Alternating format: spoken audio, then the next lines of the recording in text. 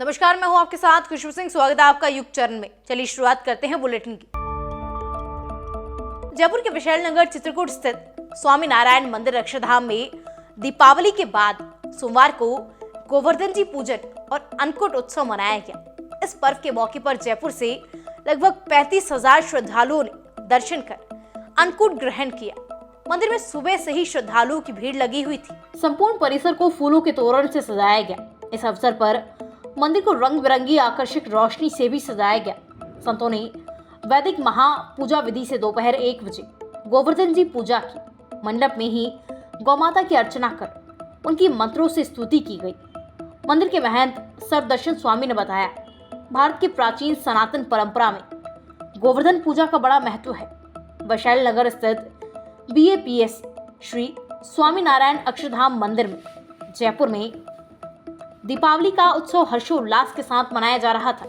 दीपावली के विभिन्न कार्यक्रमों की श्रृंखला में रूप चतुर्दशी के दिन शाम 7 बजे हनुमान पूजा की गई। 12 नवंबर को दिवाली के दिन सुबह 9 बजे चौपड़ा पूजन किया गया। दिवाली के दिन शाम 7 बजे भव्य दीपोत्सव की झांकी सजाई गई।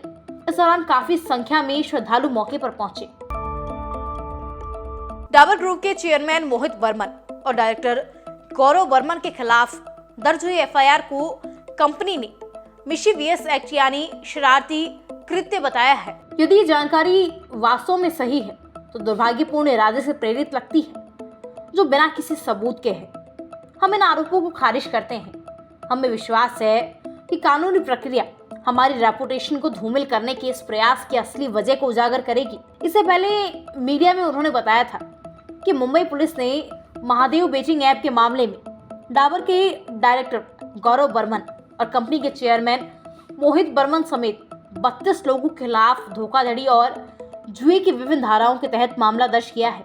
FIR के अनुसार मोहित वर्मन को आरोपी के रूम में 16वें नंबर पर लिस्ट किया गया है, जबकि गौरव वर्मन 18वें नंबर पर है।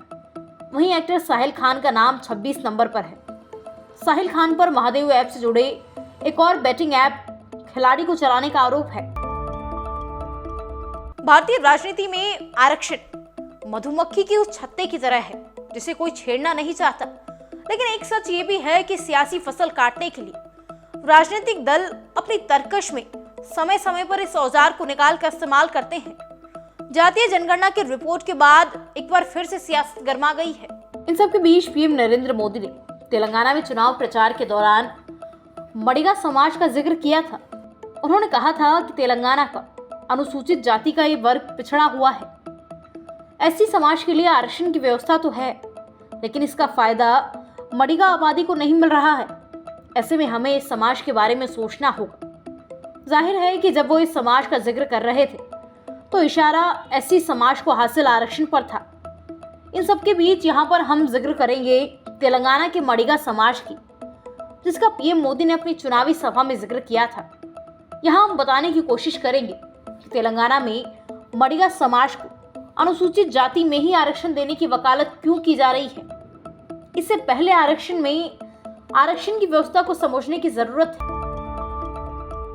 म्यांमार में मंगलवार को सेना भारत में लगी सीमा के पास एयर स्ट्राइक की, जिसके बाद करीब 5,000 लोग भागकर मिजोरम आ गए। दरअसल रविवार से म्यांमार में पीपुल्स डिफेंस फोर्सेज और मिलिट्री के बीच मुठभेड़ चल रही थी। इस दौरान घायल लोग मिजोरम के चम्फाई शहर पहुंचे। यहाँ उनका इलाज चल रहा है। चम्फाई के डिप्टी कमिश्नर जेम्स लाल रिचना ने बताया कि इस लड़ाई की शुरुआत तब हुई जब PDF ने भारतीय सीमा के पास स्थित म्यांमार के चीन राज्य में खावा मावी और रिखाउदर में 2 सैन्य ठिकानों पर हमला कर दिया। उन्होंने रिखाउदर सैन्य अड्डे को अपने कब्जे में ले लिया। इसके बाद उन्होंने खाओमावी सैन्य अड्डे पर भी दोपहर तक कंट्रोल कर लिया। उसके बाद जवाबी कार्यवाही करते हुए म्यांमार की मिलिट्री ने खाओमावी और रिखाउदर गांवों पर हवाई हमले किए। इसमें एक 51 साल की व्यक्ति की मौत भी हो गई। उसके अलावा करीब PDF के करीब 5 लोगों ने हमले में अपनी जान गंवाई। मिजोरम के 6 जिले चम्फाई, सियाया, लांगटलाई, सेरचेप, हनाथियाल और सैथोल म्यांमार के चीन राज्यों के साथ 510 किलोमीटर लंबी सीमा साझा करते हैं। विधानसभा में सेक्स वाले बयान पर विवाद के बाद मुख्यमंत्री नीतीश कुमार मीडिया से बात नहीं कर रहे हैं। अपने कार्यक्रम में पत्रकारों की एंट्री तक बैन कर दी है। इस पर मंगलवार सुबह पत्रकारों ने उनसे सवाल किया, नाराज है क्या मुख्यमंत्री जी? इस पर नीतीश कमर तक झुके और दोनों हाथ जोड़कर पत्रकारों को प्रणाम करते हुए निकल गए, लेकिन कोई बात नहीं की। बेली रोड पर आयोजित इस कार्यक्रम में मीडिया की एंट्री बैन कर दी गई थी। पार्क के बाहर पत्रकारों को रोक दिया गया था। इसके पहले सीएम नीतीश कुमार ने मीडिया से दूरी बनाने का ऐलान किया था। जेपी की जयंती पर नीतीश कुमार ने कहा था कि आज के बाद मीडिया से बात नहीं करूंगा। नीतीश देश के पहले प्रधानमंत्री जवाहरलाल नेहरू को श्रद्धांजलि देने पहुंचे थे। नेहरू पार्क में उन्होंने नेहरू की प्रतिमा पर फूल चढ़ाए और श्रद्धांजलि अर्पित की। इस दौरान उप मुख्यमंत्री तेजस्वी यादव भी साथ थे। ऐसी तमाम खबरें देखने के लिए सब्सक्राइब कीजिए हमारे चैनल को और यूं ही बने रहिए युग चरण के साथ।